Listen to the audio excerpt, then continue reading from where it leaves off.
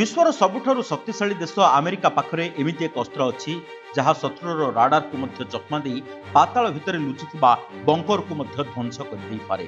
आमे कहूछु अमेरिकार घातक B2 स्पिरिट स्टेल्थ बॉम्बर विषय।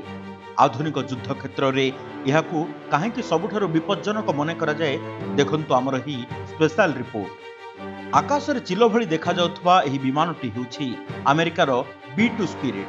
एहार सबुठारु बड़ विशेषत्व हेउछि एहार स्टील्थ टेक्नोलोजी।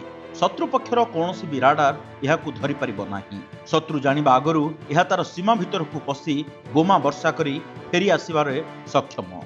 जदि आमे एहार शक्ति विषय कथा हेबा तेबे B2 साधारणतः 40,000 पाउंड ओजनर अस्त्रशस्त्र बहन करि पारे, किंतु आवश्यक पड़िले एहा 60,000 पाउंड पर्यंत भार उठाई परिबो।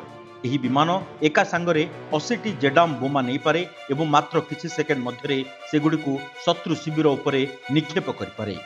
B2 बम्बर रो सबुठारु घातक रूप हेउछि एहार बंकर बस्टर क्षमता। यह विश्वर एकमात्र विमान जहा GBU-57 भली भारी बोमा पकाई पारे।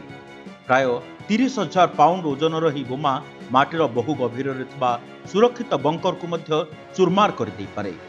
अधिक ओजन हेतु यह विमान को प्रायतः आकाश रे ही इंधन भरिबा को पड़िथाय।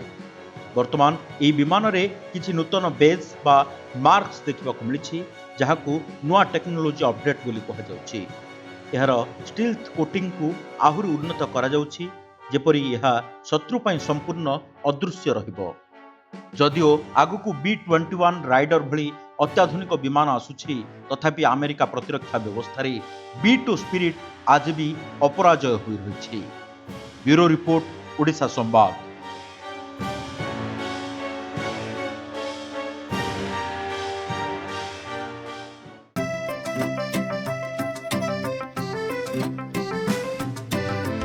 PSG चाहता है चलो कुछ ऐसा करेंगे, देश की शान है हम शानदार रहेंगे, शानदार रहेंगे। TSC गुरुकुल गोठपाटणा भुवनेश्वर।